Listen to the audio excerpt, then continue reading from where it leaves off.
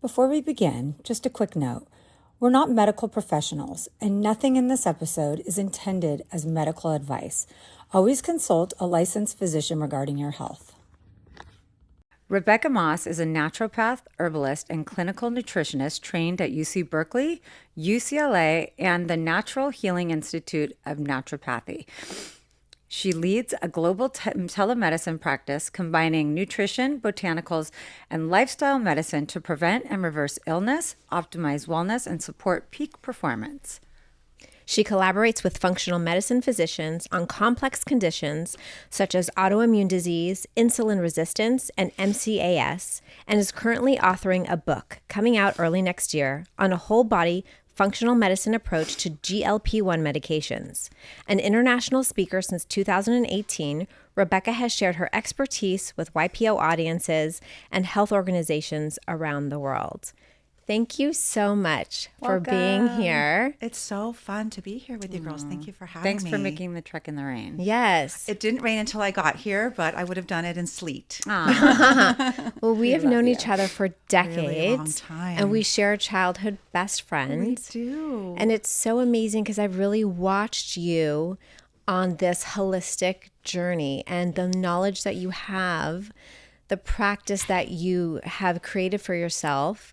And you've treated myself, my husband, my kids, and I really admire you and trust your choices and the direction and the holistic perspective that you have on medicine and trying to find root causes for diseases. And there's so many questions. I love sitting next to you at dinners. I love just picking your brain on so many things. And so we're so excited to just have the knowledge that you have and share with us and our audiences. So thank you for being here. Thank you. I It's have an honor so to be many included in questions. this. Yes. I love this little circle, this Yes. little triangle. I want to love understand. it. I love my work. I love what I do.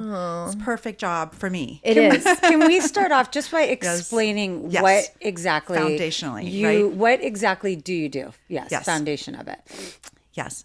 So I don't know if the audience is familiar with functional medicine, but I'll explain what that is. So medicine, allopathic Western medicine, comes from a pharmaceutical model.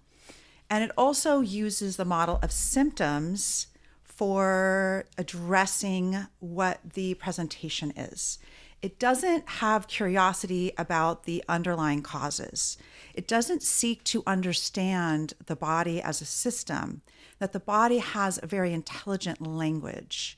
The body is a self-healing, self-regulating system. And I use the word system very deliberately because a system, everything is integrated and speaks to each other. Our body's not a car. If a car part is broken or flawed, we take the car part out, we replace it. I don't know anything about cars, but I know if my transmission's broken, they're going to give me a new one. Right. They're not going to wonder, what the original cause was. They're going to know that there's a broken system there. A broken piece there. But our body is a system, and so all parts are integrated and speak to one another. And what has happened in Western medicine is we have siloed the body into these different sections. So we have and then we have specialties and we have subspecialties. So we have, a GI doctor for our stomach. Yeah. And then we have a liver hepatospecialist for our liver. And then we have a neuro for our brain. And, derm for our skin, on and on and on and on. You understand that. And so what can happen is a patient can present with a whole list of symptoms, and they'll be sent to each specialty or subspecialty for treatment. Never will it happen that it will be integrated and those systems or those specialists will hold hands and sit down in conversation and say, let's get really curious. What might the body be doing, saying, asking for? Are there any micronutrient insufficiencies? Is there gut inflammation? Is there a food allergy or food sensitivities? Are there toxins? So what functional medicine seeks to do is to restore function. It really seeks to understand and honor the body as having innate wisdom. And that instead of playing whack-a-mole with symptoms, just knocking each one down with a different pharmaceutical. Listen, I'm grateful for pharmaceuticals. I travel a lot, and my toiletry case, my makeup case too, is always packed. And I have a little pouch that has a whole bunch of pharmaceuticals. If I'm in another country, you're going to bet that I'm going to want to use something that's going to be efficacious. So I'm not anti-pharmaceutical. But pharmaceuticals don't answer the question of why, how, and they don't give us longevity of health. They might increase lifespan, but not health span. Health span is how many years we have of feeling well, of like so feeling important. good in your body. Right. Right? Of abundance, of Yes. just feeling So you're saying that rest. it basically we're just treating the pharmaceutical companies are treating what's happening. Yes. They're not getting to the root reason of why. They're not getting where to it the root started. cause. Yes. So it's whatever And there's is there's no malevolence there. There's no intentionality behind it. It's just not the training, because a lot of the medical schools are funded by pharmaceutical companies. And so the training becomes in that paradigm. And so we're not asking these deeper questions as to what is this all connected to. So functional medicine is in fact medicine. Functional MDs and DOs and NDs, they do their training and then they go on and actually do Another additional training. So you don't need to see both kinds of doctors at the same time. You can find Generally, no, but it Okay. is hard to find some of these specialties that have this deeper training. We're starting to see more of it. If a young person came to me today and said, "What should I do? You know, I'm good at school." I mean, as someone that would have to be academic, this answer would be related to that. I would say go into something in the holistic, functional, integrative space, because there's a dearth of these. We don't have enough. The demand is so high, the supply is low. Yes. And now with the overturning of the Women's Health Initiative, I don't know if you ladies understand what that is, but yeah, now we have stopped vilifying Hormone replacement. BHRT. Yes. That's right. And we realized the science was wrong. It was broken science. The conclusions were actually wrong. They didn't use bioidentical hormone. They used synthetic. Anyway, you've already done a podcast on that. We can talk about that if you'd like. But that's just really emblematic of that Women's Health Initiative that's been around for 20 years has set the standard of care for how we treat women, not just women seeing gynecologists, but women who see general practitioners. So women have been wholly neglected because this science has been broken. Thankfully, the integrative and functional medicine space knew this and has been using BHRT all the while. And this is no small thing. This is not just about libido. And let me say, libido is really important because sexual health is health. Right. Sexual health is vitality. And not everybody has a high sex drive. And if low is normal for you, but if you're someone that has that vitality and you lose it, you know, that impacts the connection to your own body and your relationship and your energy systems and your brain. So I'm just contrasting how sort of Western allopathic pharmaceutical medicine has approached one thing like women's health. And by the way, women are 50% of the population. This is not a small thing. So many studies are just done on men, right? And That's they keep right. women out of these studies. That's exactly right. And it's not, I don't think that's because of sexism. I don't think it's because that's the motivation. I think it's because women's bodies are so intricate and complex because we have these hormones and they change daily, weekly, by the month. When we're running a pharmaceutical study on a population, They're scared of us and they run away. yes, that's right. They're like, these are some crazy bitches, and they run away. 100%. It confounds the study. Right. So we just haven't been able to have that attention. But it is sad because women have been vilified in the sense that we've been called crazy. That's right. Right. And we've been put on antidepressants Emotional. and anti-anxiety. Yes. Nothing against those medications. But if they were to be given true hormone support. And if it were to start the education of this at a younger age, where a lot of women go into start, premenopause early. That's right. We should be learning about this and we should be talking about it. And I think now the forum has opened up and it has. And as of late, since this initiative, I think women are upset. Women are upset, and I think we're taking personal control of and our... I think men, I don't want to start a fire, but men should be upset too, because men live with women, a lot of them. That's right. Either as their mothers or their sisters, or of course Or their their wives partners. who have no sex drive. Yes, Yeah. and there's some suicidal ideation and depression. I mean, Yeah. I would go so far as that the unintended consequences of the Women's Health Initiative has probably broken up marriages and probably led women to feel like they have treatment-resistant depression. That's heartbreaking. Isn't it? Like, think about that for a second. What could you It's give, nuts. like, a tidbit of advice, like that female advice? We did something on this, but it's Yeah, a you big, did. this You is did. You had our, a but whole it's okay. podcast on This this. is our listeners. Yeah. Like, what's the number one thing you've seen work for women? And what's the one thing that women are doing that's wrong? You say, why would you do that? In terms of vitality, is that what you mean? Yeah, in terms of something Like, that if you're going to start somewhere, where Yes. would you start, right? As my husband says, if you have too many priorities, you have none. You can't do everything at once. Yes. That's right. So if you're going to start somewhere, I think the answer might surprise you. The most neglected organ is the liver. I was going to say that. You were? Yes. Yes. Well, ding ding for Yes. you. Why? It's absolutely true. It's not a sexy organ. It's not an interesting organ. We tend to dismiss how important it is for hormones in particular. interesting. And we will talk about, GLP-1s and my is it work a on that. It's detox connected pathway? to that. Is that why? It's I'm because sorry, it's say a again? detox pathway? Exactly, yes. So our liver has hundreds of functions it has to perform. It's undersupported.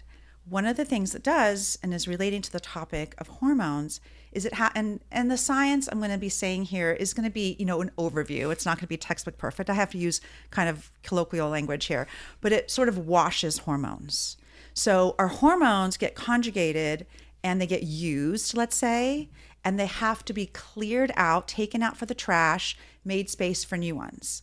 And if we have old hormones that are recirculating because the liver is congested or unsupported, then those can actually drive inflammation. There's a marker on our labs that I too infrequently see run when people come to me. They say I have complete lab work, or let's say a hormone panel, and I don't see estrone, estrone. I can't tell you how many people I have to say, go back, or I can run it myself, go back and get your estrone, because that's kind of an inflammatory type of estrogen. I don't see that run. And oftentimes I'll see when I see weight loss resistance. Is that separate? So it's separate from estrogen. It's estrogen, different than estradiol. We have different types of estrogen. And again, I'm being a little careless because I'm just trying to capture science. It tends to be of a more inflammatory type of estrogen. And I bring that up because when I see weight loss resistance, that's one of the things that people come to me presenting with.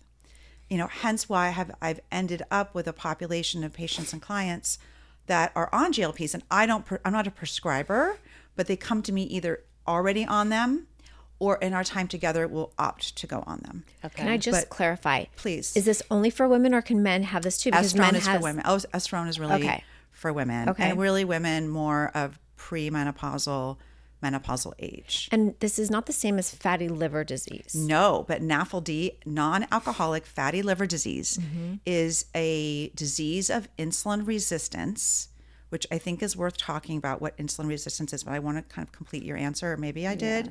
But yeah, so fatty liver is a presentation from insulin resistance. And what happens is the body loses its sensitivity to insulin. Insulin's a signaling hormone. Insulin comes in when glucose is high. So let's say we eat a bowl of pasta. And this is kind of foundationally important because this ties in what I do clinically. And also insulin resistance is a driver of what's ACM, all-cause mortality. So this pathway drives most of the shit we're dying from. And the people we love are suffering from. So is this cirrhosis of the liver? So cirrhosis is from alcohol. That's a disease, but non-alcoholic, see, the NA, it's called NAFLD, NA, non-alcoholic fatty liver disease, yes, is really from diet and lifestyle. That's what a friend of mine just passed away last week from that. That's terrible. I'm so sorry. How old? 48, 49. I'm so sorry. That's a true tragedy. But non-alcoholic. Non-alcoholic fatty liver disease. And I never, It's caused when by I heard insulin resistance. like the word cirrhosis, I was like, that's alcohol. I never knew that it could be from. Cirrhosis is generally from the ingestion of alcohol, but NAFLD is not. NAFLD is lifestyle and diet driven. Yeah. So what happens when our body loses the ability to respond to sugar in our diet, it will cause all kinds of dysregulations. So let's just take, for example, let's use a child's diet, for example, because even if not all the listeners have children, we all care about children. We pretend to care about children. Sometimes our policies don't reflect that. But let's just take a kid, okay? So a kid's breakfast might be something totally outrageous, like orange juice and a bagel or oatmeal. Like no kids eat that, right? That's wild. That's a regular breakfast. And that is basically your body interprets that as sugar. So when you have that glucose rush come in, your body spikes blood sugar, glucose. I feel guilty now. No, this is not about guilt. This is a no shame zone. This is a re-education. The standard American diet has really looked at breakfast as dessert. The foods that we eat are just like sugar bombs. The food pyramid should be turned upside down. It should be turned upside down. And we've known that for decades and it hasn't been done. I think that it will be done now. I'm going to stop you each time because I want to just you guide this pearls of wisdom from you. We're talking about a terrible breakfast for children. What is an ideal breakfast for a child to function and get what they need and not have these sugar spikes in their day? Yes. So they're going to need protein, fat, and fiber. So some kind of protein, an egg is really, I would assert, one of nature's most perfect foods. And I include the yolk in that because the yolk is where all the nutrition is. That it should ideally be a bright orange color. Eggs that have a yellow yolk are really insipid and came from chickens that ate probably antibiotics and corn. Chickens are supposed to eat grass and worms and bugs. And that gets conveyed into the color of their yolk because that's really high in B vitamins, and choline is like your brain and your nerves. And by the way, the yolk and the white work together synergistically for optimal digestion, assimilation, and absorption. It's a perfect food, so it works together. It doesn't mean you can't take more whites and scramble them with a few yolks. That still works synergistically. But just eating egg whites doesn't work because you're missing all the fat vitamins for your brain and you're decreasing the bioavailability of that protein. So an egg or some kind of protein is really important for children because protein is the answer to these blood sugar spikes. Protein, fat, and fiber. But protein is what we want to really stabilize. So protein is made out of amino acids. And amino acids help our brain, help with cognition, blood sugar stability, muscle synthesis, also help repair the gut. So we need some protein in there. And we need fat. Well, an egg kind of takes care of that because you have those really sound, beautiful fats in there already. And then some kind of low glycemic fiber. And that could be an apple or avocado or cucumbers or tomatoes or banana, some kind of fiber. And it could be a bread too. But, and I'm not against bread per se. What happens, these foods get really dominant. They kind of take the center of the plate and it causes, it's food. And I know you have a question I'm going to answer. I just want to land this one little point is like, we don't make this connection between food and mood and kids certainly don't. So it's extra important that parents do. What we eat is a driver of mood. There's something in psychology called an antecedent, which is basically just a big word for like the thing that happens in your brain before you behave. There's something that kind of happens in your brain that sparks behavior. That's called an antecedent. And that's chemical. It's a chemical a kind of explosion in your brain that, causes you to pick up the pen off the floor or ride your bike or answer the phone. And what causes those chemicals is food. Food is chemistry. Every time we open our mouth and put food in it, we are changing our body's chemistry. It's so interesting that you say that because when my son Gabriel was younger, he would have this meltdown. And I specifically remember I would give him string cheese and then he'd turn back into an angel. So he's very food sensitive. It might have been like a hypoglycemic. He might have had really plummeting blood sugar. Yes. And what comes before low blood sugar? High blood sugar. That which goes up must fall down. And at the top, you have hyperactivity. At the bottom, you have anxiety, mood crashes, sadness, crying. So let's say your kids, a lot of kids nowadays, I'd say 80% of my girlfriends with boys are all diagnosed ADHD, to include mine. Most are they end up to the point where they're done. They can't take it anymore. They've tried so many things. So the next step is medication. What could you do to change the diet of these boys, to change their life, their behavior?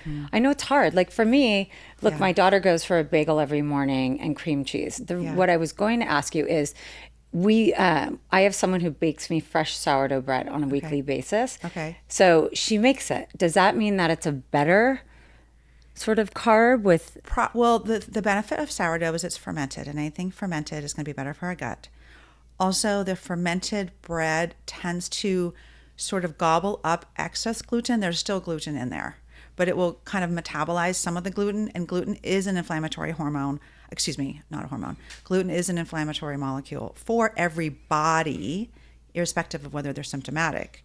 So the less gluten, the better. What you can also do with a bagel is you can kind of dig out the doughy center and scoop it out. I love a doughy center. That's what I should do. No, well, that's actually where all the gluten is. It's a really funny little story. We had a French foreign exchange student stay with us years ago when my kids were little, and she came and stayed with us, and she wanted a baguette. So I'm like challenged with how do I get a good baguette in California? And I thought I procured something acceptable, and she just kind of held her nose. Lovely girl. She was 14, young girl. And so what she does, she takes the baguette, she opens it up, cracks it open, digs out all the dough, puts it on a side plate, takes the crust and sticks all her cheese in it, the brie cheese, and then eats it. Well, my son comes by and he sees all the dough and he's like, party, eats the dough off of the plate. That's funny. So my point is that in American sort of baking, we tend to make food like a sourdough bolus is so big and doughy in the center, or a bagel. It has all that spongy bread in the center. Yeah. But European baking makes that long, skinny baguette because they want the crust. That's interesting. The crust is actually better for our biology than that doughy center, but we've now sort of hybridized gluten and grains to be extra doughy and chewy, and that's the gluten that's inflammatory versus the crusty part of it. Anyway, it's a little bit of a My daughter's anecdote screwed. on the I'm hollowing the bagels.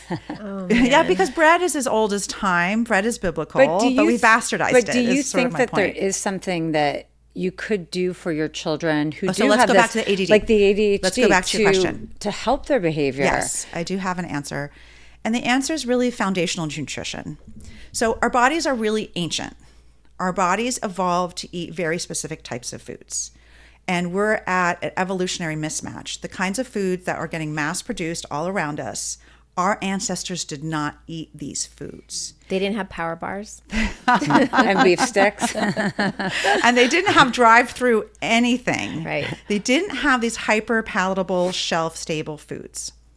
So the first thing to do is almost to do a little paradigm shift and think about if the food in front of you isn't something that maybe your grandparents or your great-grandparents would have recognized as food or even made, maybe it's not. Maybe we're told it's food and it's not. So that's one sort of shift. And we think about how we evolved. We evolved to eat. There's really no society that has been vegan. We've had societies that don't eat the flesh of the animal, but they'll have the dairy or they'll drink the blood of the animal. We don't really know of one that hasn't eaten any animal products. So, we usually are hunters and gatherers. So foundationally, we need fat, fiber, protein. Mm-hmm. So certain types of fats are really important for the brain. Did you have a question? Yes, genetic diet. Is that something that you test for? I think genetic diet absolutely has its place in terms of like genetic SNPs, like the MTHFR, which kind of goes back to like liver and methylate, detox pathways. Let's talk about what MTHFR is. It's a gene mutation. Okay, but I want to remember Brittany's question. Okay. So it's a gene mutation that tells us that the body has a hard time adding methyl groups to B vitamins. Basically means that we need support detoxing. And we have to take certain types of B vitamins for mitochondrial health and for brain health. And when we know this, then we will supplement in a very specific type of way. And those who have this genetic SNP, the MTHFR, it's kind of called, I can cuss, right? Motherfucker. It's called the motherfucker gene. Yeah. We call it the motherfucker gene. Because it's like one of those things that's confounding. It's like, hey, what's wrong with this patient? What's wrong with this patient? Oh, the motherfucker gene. And then you can start to have targeted nutrition and targeted supplementation. I have it. I have 2. You have 2 SNPs. Yes. Yes. You have a homozygous. So you take methylated B vitamins. Yes. Yes, basically. And you really do things to support your liver. So your pee is bright yellow. No, it really isn't. Actually, I have the best. I'll show it to you after. I have the best one. It's a You gonna show me your lozenge. pee? Not my pee, but I could. The best pee? I could show you my pee, but I'm really talking about my methylated B I vitamin, know. actually. But we could do show and tell if we need. So the types of fats are really important. I do want to answer your question. The types of fats are really important. So usually we do need types of saturated fats, which again is nutrition science has lagged behind by decades. We do need certain saturated fats because they are stable. Like what's in an egg, resistant or to heat. what do What's you in an mean by egg, saturated? like tallow that comes from animal fat, like coconut oil, like grass-fed butter, ghee. Ghee is made in very ancient cultures. It's basically clarified butter. So our brain is mostly fat, and our nerves are made from fat. So like a wire right here, you have the electrical conductivity inside, but you have this plastic sheath around this. Well, that's the case also with your nerves. Your nerves have a sheath around them that is made out of fat. And the types of fat we eat keep that protective coating. In fact, neurodegenerative diseases, it's particularly important that we're eating the right types of fat. So I'll explain a little bit of nerdy science. Not that I haven't already been nerdy, but I'll explain a little of nerdy science. So we used to think the intelligence of the cell was the nucleus, right? The inside of the cell with the DNA. Well, we know we're wrong now because when we take it out, the cell still has intelligence. And we've learned that the intelligence of the cell, this is going to get really geeky, but believe me, I'm going to land my plane, is this phospholipid bilayer. So the cell is coated, kind of like what I was saying, has this coating around it, like a M&M. The hard shell is actually like a very pliable fat. Mm-hmm. And the types of fat we eat build and replace that layer. And that is health. So cell signaling is health. The quality of our cells is the quality of our health. If our cells use this fat layer, and I'll explain what it's made of, our cells use this fat layer to communicate with other cells. Can you imagine sending an army off to war? Best trained army, Israeli army. Yeah. They don't have any communication to speak to each other. So they can't say, hey, watch behind that tree, go around that bridge. So if our cells can't communicate, it's warfare with no plan. And what compromises or what degrades this layer of our cells, the phospholipid bilayer, is when we eat rancid fats, fried foods, processed oils, hydrogenated oils. And so our body is so optimistic, and it's like, oh, here's some fat, some French fries. We'll use that fat for our layer. And it's kind of like if I told you to build a house and I just gave you styrofoam bricks. You could build a house. It would probably look like a house. You could even paint it. And what would happen as soon as the first rain comes? Right. It would dissolve, it would break. So that's what we're doing to our cells when we eat the wrong fats. The cells kind of melt down and we don't have foundational health. So the quality of fats we eat is really important. And one of the most important, I think, if I can even jump ahead, I think one question you might ask me is about supplementation. And one really important supplement, which probably most listeners haven't heard of, is phosphatidylcholine. It's one of my favorite supplements. It's also just called PC, and it's what our phospholipid bilayer is made out of. And it's really important for detoxification. It's really important for our gut, for hormones, for health, because again, the integrity of that communication is health. So I would be giving this kid lots of PC, like omega fish oils, grass-fed butter, tallow, and real foundational protein. Make sure we're controlling macros. So macros is fat, protein, carbohydrate. We need to look at those macros, but sort of deeper than the macros. This is kind of where conventional nutrition falls really shallow because they just talk about macros and calories. I don't believe in the calories in, calories What out model. supplements The micronutrients. could you give to the children? Phosphatidylcholine. And how is it and like butyrate. do they do it in like a liquid or? Yes, the liquid, and I can take anything. No, it's stinky. It's so stinky. You know what PC I is? do. You're I take so it. cute. I take PC, and I'm You sure. take PC? I'm sure you use Body That's Bio. so hot. I love Body Bio. Yeah, I do that. It's actually That's owned by hot? a Wait, YPO. you It's think so it's hot. hot? I love it. That's hot. Yeah, it's Yeah. owned by actually No. a YPO or a fantastic. It's very stinky, but I got it in pill form. Yeah, you can take it in pill form. But So can it's your kids much take pills? No, easier. they can't do it yet. Yeah, it's like a big, kind of looks like an omega, Yeah. but it's brown. You just have to take more of them versus if you do I the could probably liquid, put it it's in like a concentrated. smoothie or Yeah, we can link to it. I have a full script account that anyone's welcome to use with a discount, and then they can buy everything discounted Oh, that's and do amazing. that. I think it's and you a- want to start gradually because it's detoxifying. But it's a big, right now, it's a Oh. big thing for moms who have boys because a lot of, and not only boys, but a lot of girls too. Right now, these kids have so many, everyone's diagnosed with this ADHD, and a lot of it, I think, is like food. And I do agree, like, trust me, my older son has it. I do agree that there is a form of it, but I think a lot of it is what, should in, should out. We talked about it. You're feeding Right. your kid shit in the morning and Right. sending them to school. Right. They're not going to behave well. That's exactly right. Well, it's addition and subtraction, right? So you want to subtract out the foods that are inflammatory and toxic, and you want to add in the foods that are foundational, that our ancestral brain and our ancestral body are expecting.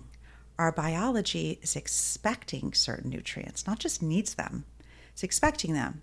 So we would add and we would subtract. So the subtraction might look like, I hate to villainize one molecule, but gluten is a usual suspect. That's so interesting. And grains, because so gluten can do something to the brain.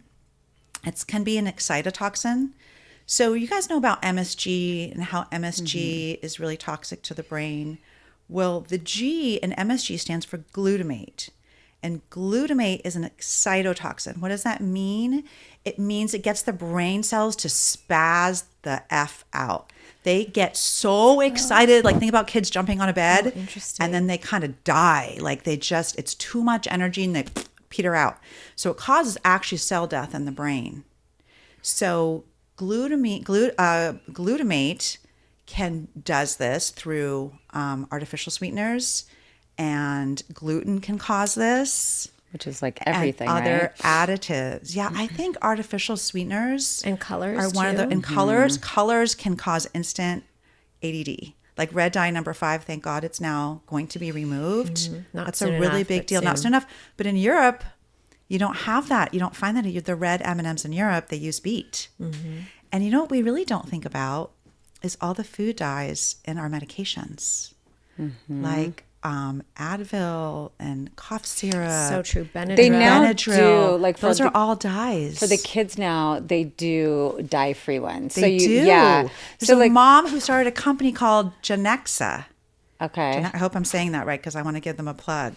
The word is excipient free. So excipient just means something they put in a medication that doesn't serve the medication other than to make it look cool and marketable. So it has nothing to do with the efficacy of the drug. So we're also giving our kids those. So some kids with ADD are actually really sensitive to these excipients or these dyes, and that can cause ADD for the day or for a few hours with these red dyes, for instance. I really wish I had this information when my kids were younger. I feel like we are so equipped now with the internet, with so many things that are, it's now cool. Like the new cool thing is to be healthy, right? That's Yes. what's happening now. Yes, So it's yes. so nice that you. But it's My so life is hard. Revenge of the Nerds. Remember the movie Revenge of the Yes. Nerds? I was always weird. And my pantry, anyone who knows me in high school, my sweet 16, my friend gave me a little speech and she was ribbing me for my kitchen and my pantry because I had nothing to eat. I was the weirdest eater all my life, and now I'm cool. I love it. It's hard. You're winning. It's hard Hashtag to winning. do, though. It's very hard to do Yeah. because kids are like, it's very much grab and go, right? You're running out the door. You're going here. You're going I there. have a lot of compassion for that. Yeah. And they also want what they can't have. true. So the second you tell them you can't, This is true. I don't want you eating that. Like, let me give you an Yes. example. This Scarcity morning, mindset. no joke, I found a gummy wrapper on the counter. Yeah. And I knew exactly. I'm like, Maverick. Yeah, Because he's the culprit of, like, Gummy candy? A gummy candy, because we have Halloween stuff hidden. They've Yeah. like hid it Yeah. throughout the house. We can't even figure out where it is.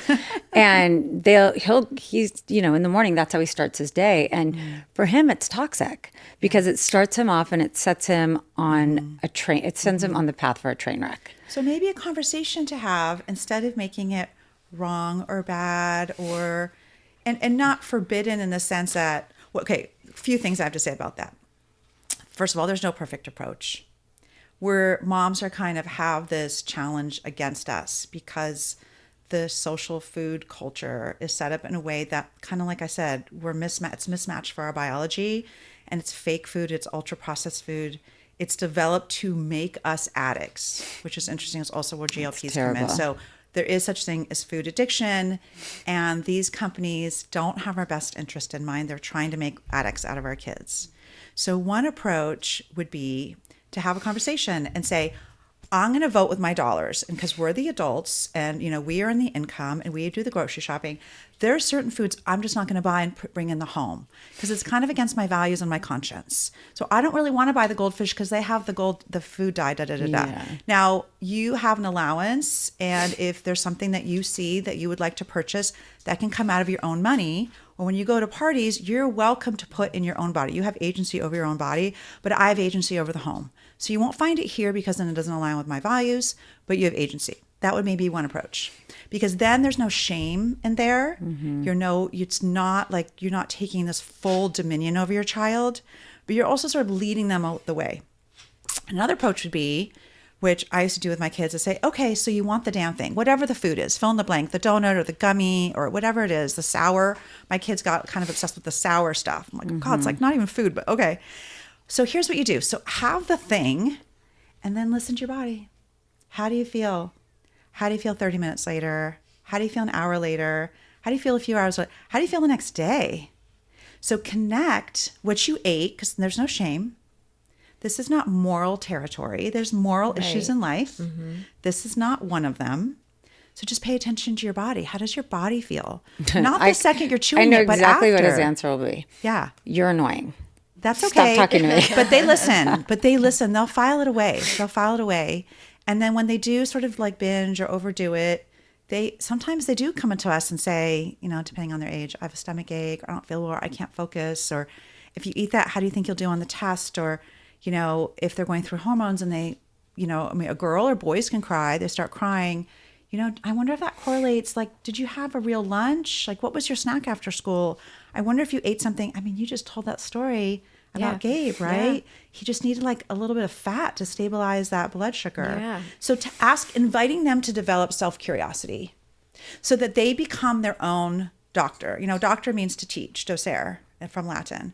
So have them kind of teach and learn with themselves. Like, I can have it, but then I might pay a little price for it. I might feel crappy. It might cause more cravings. Because what causes cravings for sugar more than anything else? Again, there's nothing inherently wrong with sugar. Sugar causes sugar cravings. So the more we eat it, the more we're going to crave it. So if they have like a little bit of abstinence and they bite into like a nectarine, like a ripe nectarine in the summer, it's divine. And then they can sort of recalibrate their taste buds. So it's tough. I have a lot of compassion. My kids are in their 20s now, and they've now taken ownership over their own diets. And I'm really proud about how they really have integrated this, but not without bumps. And they still like, garbagey things sometimes. But then there's the understanding of like, there's cause and effect. Our body's always speaking to us. And that kind of goes back to one of the primary things I teach, is that we tend to have this sort of oppositional or adversarial relationship with our body. And without kind of realizing it, we think that our body's against us. And we have to like tame our body or fight with our body to think about diet culture, right? Think about, pharmaceutical medicine. We're always like in this engagement.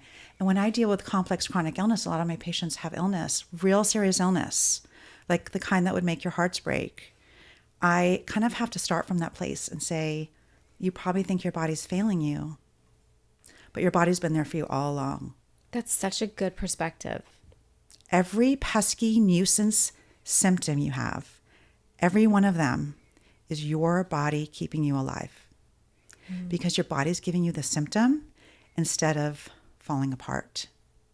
And symptoms are our body's language to communicate it with us and get our attention. So one metaphor I use is like, if someone's standing and trying to get attention of a girl in a window, the old like rock on the window, it's like your body tries to get our attention, go, ahem, Yes. ahem. Oh, okay, a little pebble at the window, ding, ding, ding, ahem. Well, if we're not listening to the ahem, They're going to break the window. thank you. It's a brick that goes through the glass, shatters it.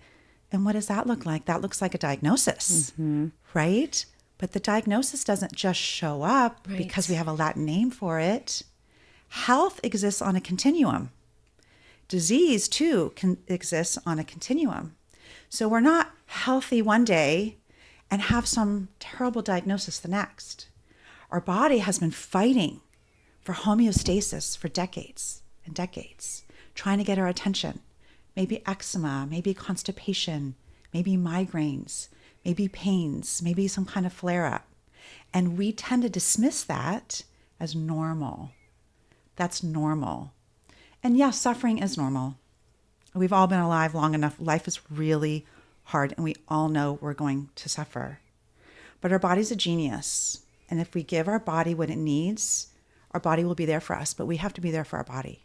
It's very profound. I want to cry. I know. Laz was like, I love you, that Bobby. was so good. Yeah, like make friends with her. That's so good. She loves you. Because you know what? If you don't take care of her, where are you going to live? Yeah. Exactly. You can't move out. Right. That's all we And have. I believe in a creator. And for those who don't, that's okay. Intelligent design. But we were given the physical body to house the soul. So I think inherent in that is a deep responsibility to care for our soul suit.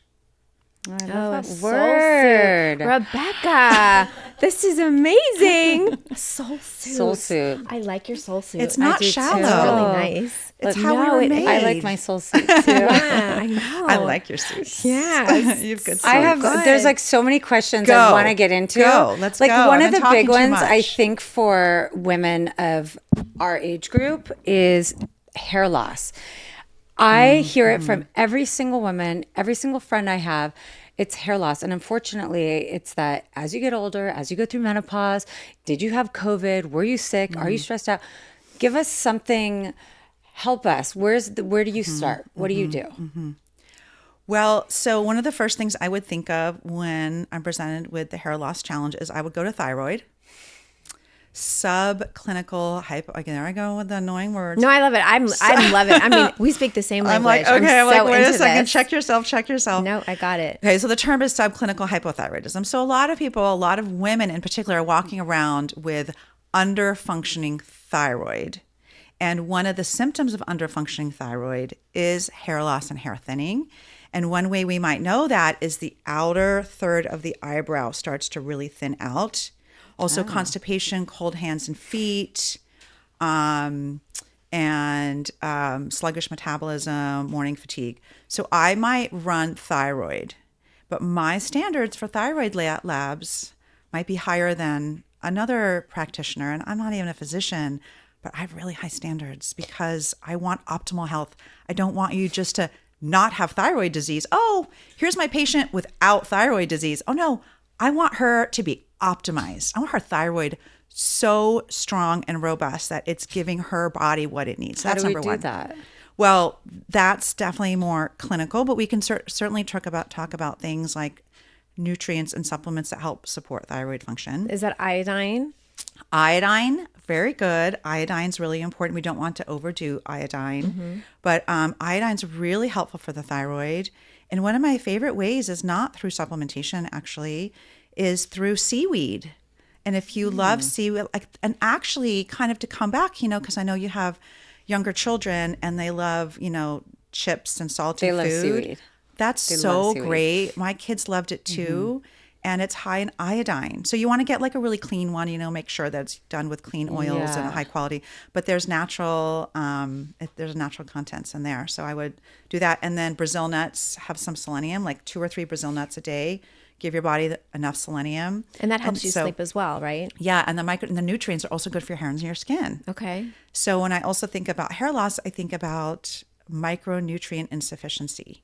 So like this is why we were meant to eat a wide array of foods, lots of different colors, etc., because we don't even know all the nutrients that exist. Like we haven't even sequenced and named everything. So when we eat real food, then our body can, remake itself. Just think about it. We eat food and food turns into us. Food turns into us. I'm literally just thinking about, I've got to redo all of this. Oh, what? Like my You're doing banana great. latte in the other room is not turning Or into my me. lunch, But wait, I didn't okay, order this lunch is because not I'm having about- a beef stick and a This power is not bar. about, there's no my power shame. bar on the counter There's is no not shame. turning into Who me. wants a mint? And it's what you do 80% of the time. Like have fun the rest. This is just information to empower us What about alcohol? because we have agency. And I'm going to answer that. Let me just say, this is also, I feel, an important point, is when I do public speaking. And one of the slides I show after, I discuss the importance of, lifestyle and diet is Glinda the Good Witch. Yeah. And I say, you've had the power all along. We have had the power all along. We have agency over our bodies. We get to decide, our body, our choice. We get to decide what we put in our bodies. We were just lacking the instruction manual. We just didn't know. We didn't know how important and really how society is stacked against us. But we have the agency to do this. So once when Maya Angelou says, when you know better, you do better. So you learn a little bit and then you change a little bit, like no shame. Because if we go into like a stress shame cycle, that's inflammatory. Right. That It's never inflames too your late. brain. And an inflamed brain is a pissed brain.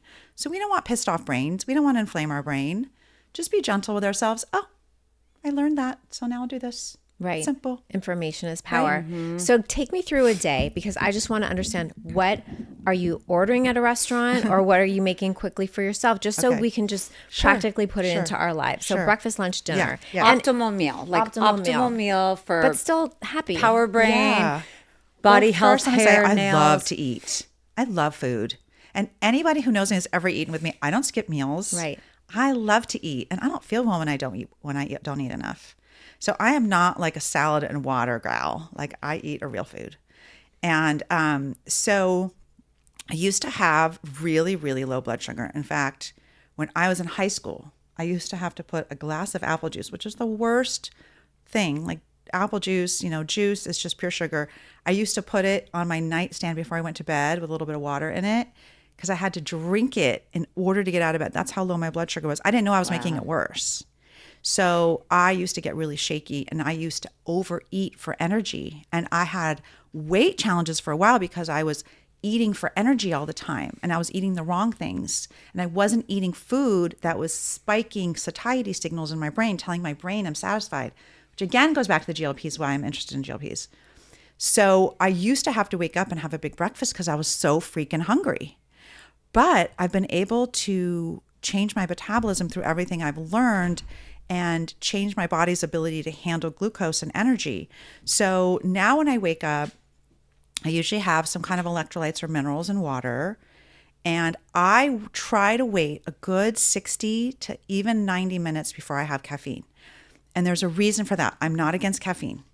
Caffeine is a smart drug. But what happens is and I get sunlight, I try to get sunlight. So we have these like sleepy molecules, kind of like, think of like a little a neuron, and it's trying to kind of kick off all the sleepy molecules so you can wake up. And when you drink caffeine, the caffeine kind of comes and interrupts, and then the sleepy molecules can't absorb. So then you feel awake. But if those sleepy molecules don't naturally fall away, when the caffeine wears off, they come right to the door. So if you give your body 60 to 90 minutes, the sleepy molecules will naturally leave. And if you give yourself sunlight. So what that does is it avoids afternoon crashes. It avoids post-caffeine slump. So I do that, I and run I always for coffee put in the morning. Sorry? I run for my coffee. And it's hard because a lot of our life is so demanding. And so if we have to wake up and activate right away, and then we don't have time to be back in our kitchen later, then it doesn't make sense to be able to do that. Not all these things make sense for everybody. But I went from somebody who had to run and eat and drink something to function to now somebody who can go that long. Now, of course, there's always mornings where I'm hungrier and I listen to my body. But so I do hydration, I do sunlight. I haven't been doing coffee lately. I've been doing more like chai. I love chai tea. And I always put fat in it, some kind of a fat, like a little MCT oil or like grass-fed butter or some of that bulletproof powder I really love. And then I'll do a little bit later after that, usually after, and then I work out. And then after my workout, I'll put some collagen. I'll do some collagen. If I'm really hungry, I'll do like a really good quality bar. I like the Jacob bars. My daughter turned me on to those. A kid started them in his dorm room. They have like 5 ingredients. And then afterwards, I'll probably do some pasture-raised eggs with maybe some avocado, cucumber, like grain-free bread with grass-fed butter or something like that. When I eat, so I've been gluten-free since I was 17 and I'm 53. That's incredible because it's such a good time to be gluten-free and dairy-free now. That's what I said, Revenge of the Nerds. Yeah, it's amazing. But when you were young, it's awful. It was like So, Mrs. Gooch's, right? It was Mrs. Gooch's. And do you remember Mother's Market? Yes. Yes. Oh, I'm sorry. I meant to say Follow Your Heart. Right, Remember right. Follow Your It's Heart? still there. Mother's is in the It's still there. We still have it. Why Yeah. dairy-free, though? Why would dairy-free be good? So dairy's an interesting one, and I was dairy-free for a long time. And I've learned, because I've been like patient zero. I've been like my own patient. I practice on myself, and I'm just one person. I can't apply my findings, but you do learn a lot. When you're symptomatic, which I was always a like canary in a coal mine sensitive person. So I did learn a lot from that. And I now know the types of dairy I can handle. So dairy's really interesting. So so cows have a type of dairy that's an A1. It's classified as an A1 type of dairy. It's just a classification. And goat and sheep are A2. European cows are A2, but the American cows that we prefer because they mass produce dairy are the A1. So what I find is not everybody, but some of the patient population that come to me are just sensitive to the A1. They do okay with A2. So they could do like goat cheese or sheep yogurt, or they could do an A2 cow. They do make that. Like there's a brand, I'm not affiliated with any brand. I see it with the A2. A2. Alexandre. Yes. They make an A2 yogurt and A2 half and half. So that really works well for other bodies. And cows have 4 stomachs. And so baby cows have 4 stomachs, and they need 4 stomachs to digest their mother's milk. And then have you ever seen, my daughter used to have this funny t-shirt and it had a cow on it. And it says, not your milk, not your mama, not your milk. And it's like, that's not the milk that we, evolved to drink. So it is really hard to digest that particular type of milk. So for some bodies, it doesn't work. And then if you're from European descent, maybe you handle it better than if you come from other parts of the world. But for the most part, I think if we're doing like really good quality fermented dairy, or grass-fed dairy, or A2 dairy, and it's in full fat form, you don't ever want to have a low-fat or non-fat dairy. Oh, That's interesting. just So like a Greek cow yogurt. sugar. So Greek yogurt. Don't ever buy any like Oh, interesting. fat. Because we have like 0% and 2%. So should we do 5%? Or what do you think? I would do absolutely 5% because you need the fat. And you're to more satiated You're too. more satiated. You don't get the blood sugar spikes. Interesting. That insulin's a really powerful hormone. It's been called the Grim Reaper hormone because it's associated with all-cause mortality. When we're tinkering with this powerful hormone, that was kind of my point with the kids' breakfast. Right. Is like you're shooting insulin up. That which goes up must come down. Whenever it's at the bottom, so high insulin, low insulin, high blood sugar, low blood sugar is a 5-alarm fire to the body. The body goes into full panic mode. And so it brings on stress hormone. And so our body gets so stressed out and we don't make that connection. Remember I was talking about food and mood? Mm-hmm. We don't make the connection, but I assure you. Your body does. Your body does. Right. Your body makes the connection because why? Everything's chemically and hormonally mediated. So that's kind of the connection between that insulin spike. And that's what these GLP-1s do for a lot of people is they're calming down that inappropriate insulin surges in the presence of glucose. So your body becomes, the term I like to use is it fixes your metabolic engine. Your body becomes more adept at using glucose for fuel. Now, so let's talk about lunch. What are you ordering for lunch? Because I'm going to keep you, because I want to get What did you order for lunch? Yeah. I got the grass-fed steak. I might have gotten double protein, maybe not. Sometimes I'll try to get double protein in a restaurant like that. I think I got steamed vegetables and quinoa. Okay, that's good. From the order we did a and lunch then what order. about dinner? What does dinner look like for you? Dinner, really good quality protein, some vegetables. And I do eat starch. I need it, but I usually will try to get my starch from either organic rice like basmati or jasmine, or from root vegetables or squashes. Autumn is a wonderful time to be eating like butternut squash and spaghetti squash and kabuka squash, and they're all that color, the oranges and the yellows. Those are all micronutrients. What's your grab and go? Like what do you do? Probably hard-boiled eggs, a Chomps beef sticks. Oh, see, you got that. Yeah. Yeah, I think I Brittany's- saw some of yeah. those over there. Yeah. Yeah, an organic apple. Our apples are so good for our gut bacteria. Okay. They help our body make butyrate. We need certain types of fibers as a substrate or as a foundation for bacteria. Because if we don't feed our good bacteria, our bacteria will eat us. So we have to feed them so they don't eat us. So what do you use for fiber? Do you supplement with fiber? No, I just get it from my diet. Most of the fiber supplements are garbage. Okay, and what about There like are chia some seeds? good ones. Is that a good? Chia seeds? Yeah, chia seeds are pretty good. Okay. Yeah, they're contraindicated for some things like SIBO, etc., and for more sensitive guts. But chia seeds are good. Yeah, but usually just like arugula, avocado, asparagus, fennel, celery, apples. Underripe bananas, green bananas are wonderful. They help your body produce butyrate, which is another one of my favorite supplements. What about freezing the banana? I just saw something. Love that. I just did a little video on that on Instagram. How do you eat it? You dip it in So for chocolate. shade, oh, that's good and you too. stick a stick in I have it, and you frozen pretend you're in bananas. Disneyland. That's good. That's cute. I like that hot- better. like That's a- way cuter than what I right? was going to say. What do you do with the frozen Well, I banana? put it in a protein shake. Okay. Yeah, So that's I good. slice That's what I them do when with they're mine. underripe, when they're slightly Yeah. green. Because when they're slightly green, they're higher in something called resistant starch, which is a type of starch that your body does not convert to sugar. And it's a type of starch that feeds your good bacteria. So when they start to get overripe, they get really high in sugar and they become starchier. When they're a little green, it's a nice time to freeze them and slice them, put them with like wax paper in the freezer. We do everything and then pop wrong them in your shake. as a society Right, because we we do. freeze The banana bread. the overripe ones. yeah, the brown ones. Well, that, brown yeah. But that's good for banana bread. Yeah, it's So good for banana bread. I really want to get into the GLP. Okay, do it. what is a GLP-1? I'm hearing GLP-1. Is there GLP is kind of a shorthand. So GLP-1 agonist. This is a peptide our body makes. Another geeky word is endogenous. It just means your body makes it inside your body. Exogenous means outside, endogenous is inside. We endogenously make GLP-1 agonists. Well, what does that tell us? Well, me coming from the background of systems thinking, I think, well, with our body and intelligent design, that means we need it. That means it serves some kind of purpose. If we all make it, now we all make it in different amounts, but there's a reason for it. So I'm like, okay, so this medication is really a peptide. It's a synthetic peptide, but it's a peptide our body makes. Okay, that's kind of an information that's interesting and relevant.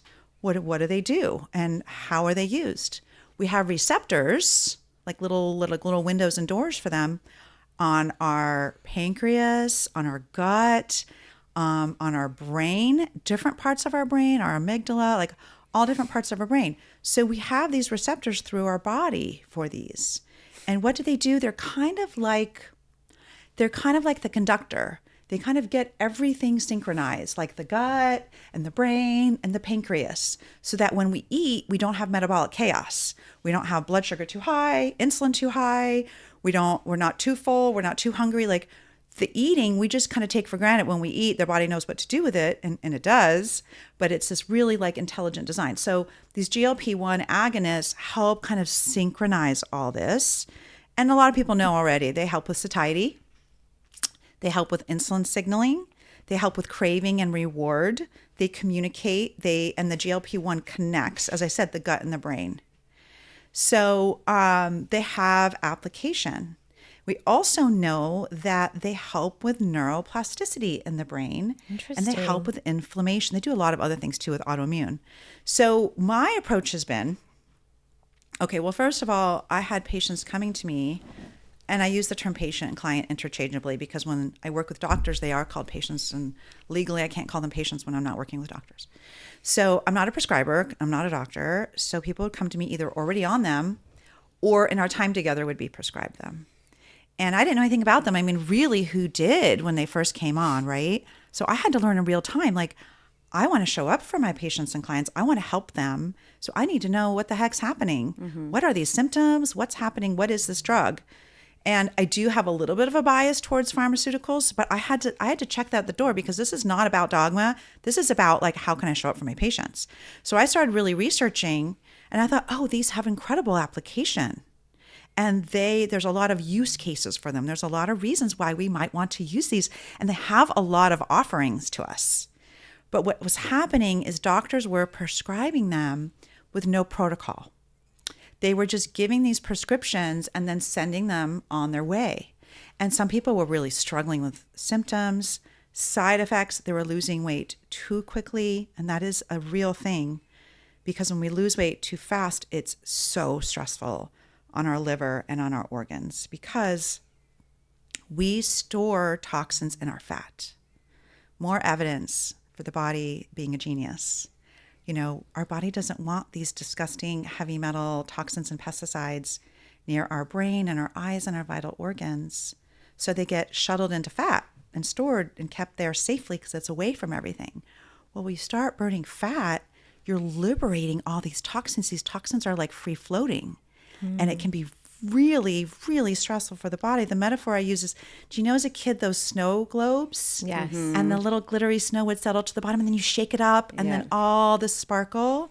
Well, kind of think the toxins is when you're losing fat, all those toxins get liberated and they're all this sparkly snow all over our body. And we have to get it the fuck out of there. It is causing havoc. There's a reason why it was stuck in our fat.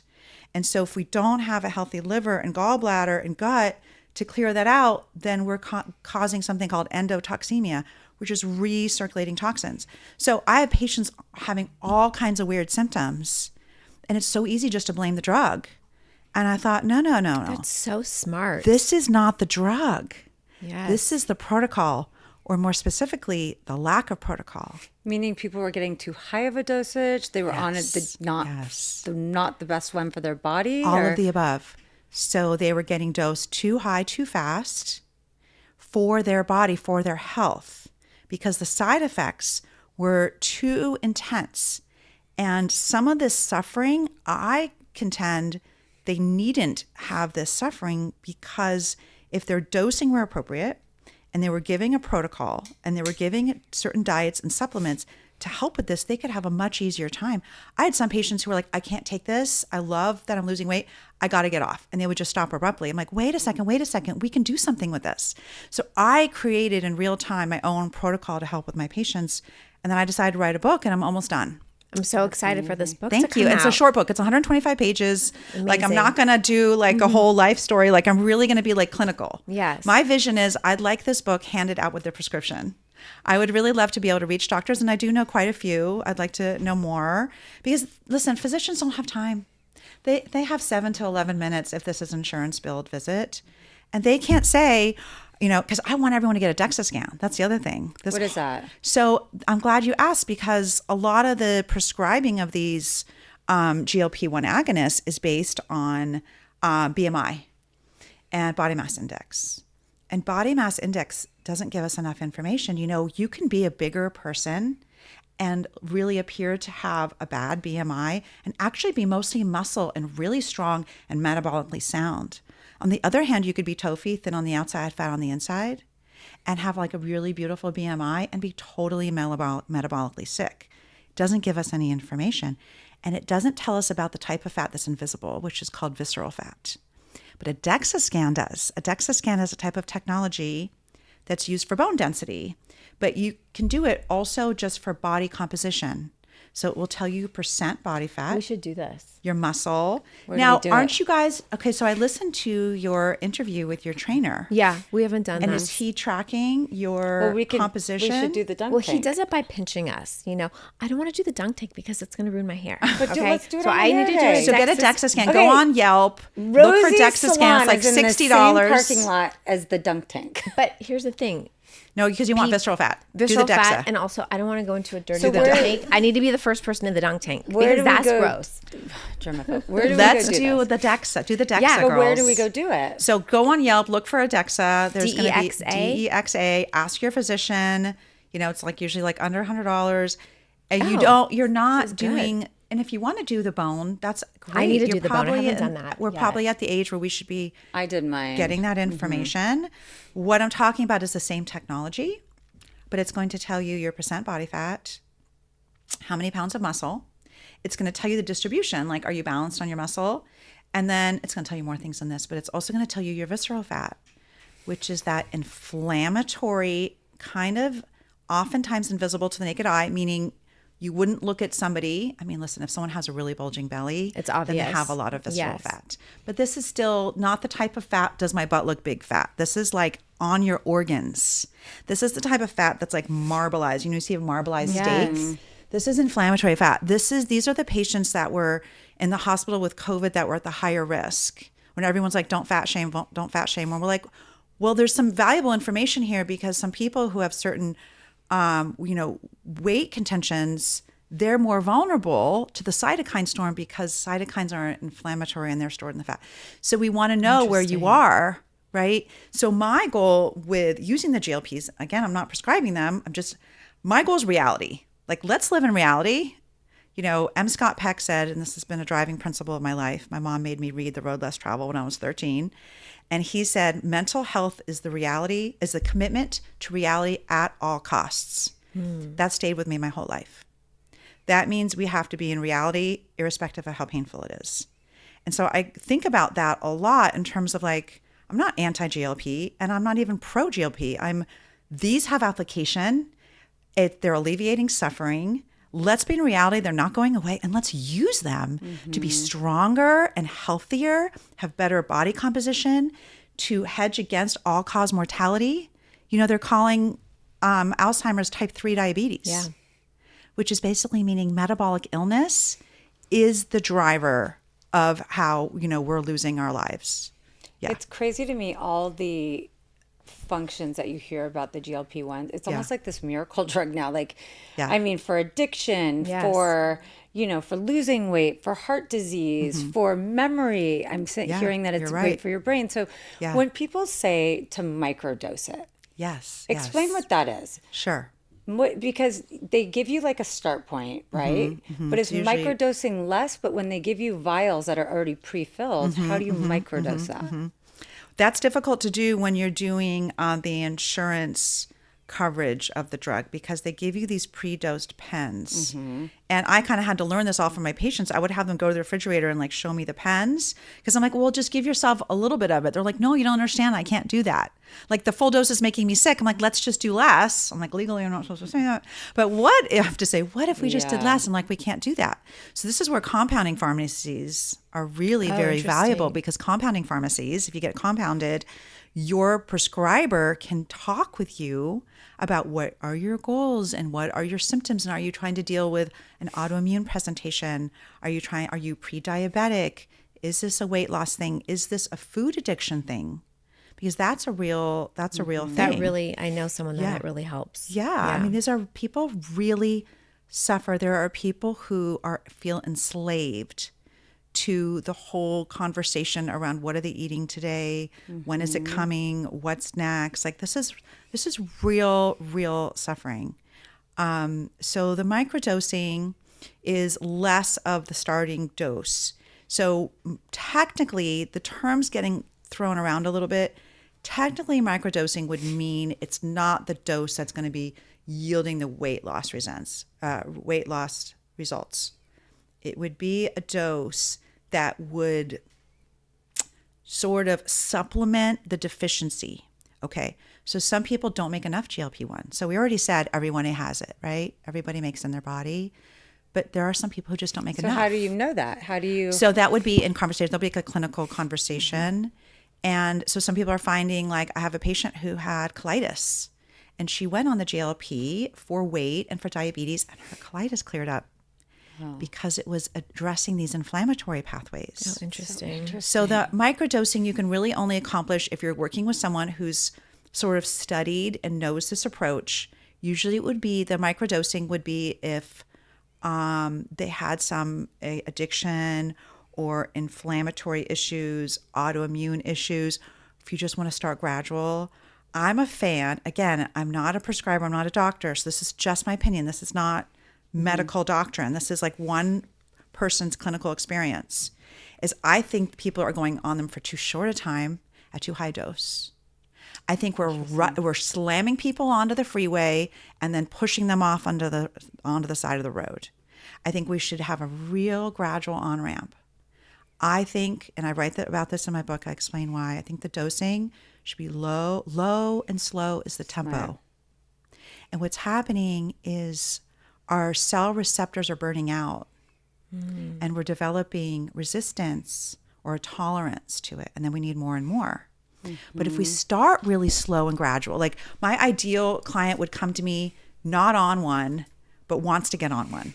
And we would get the liver and the gut and the metabolism all ready to do so. And then I would kind of coach them on a conversation to have with their prescriber so that we're not blowing out their receptors and flooding them with this medication and then trying to yank them off when the insurance runs out. Some people should be on these for years because of the neuroplasticity, how it changes our brain. It's a marathon, not a sprint. So Exactly. let's say a client has a gut issue, right? Like you hear of people all the time. Like I have a few friends that really suffer from, eating garlic, which really, hurts them. And is that inflammation? Like if they went on one of these GLP-1, It sounds like a gut bacteria would that issue. help them or no? For garlic, that sounds like Not like SIBO or gut bacteria But not like issue. a garlic. I'm just saying allergies. Like I have a girlfriend of mine who really suffers from dietary allergies. She really, if she goes on like a gut cleanse, it gets better, but she gets like the bloating. So what about, she's thin, would a GLP-1 work for her or no?